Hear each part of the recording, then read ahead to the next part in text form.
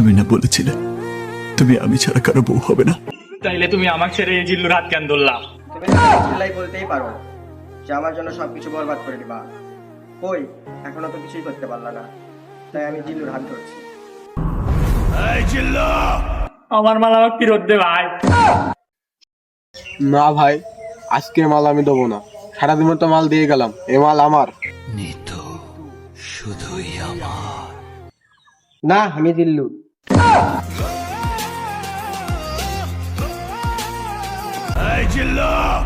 কি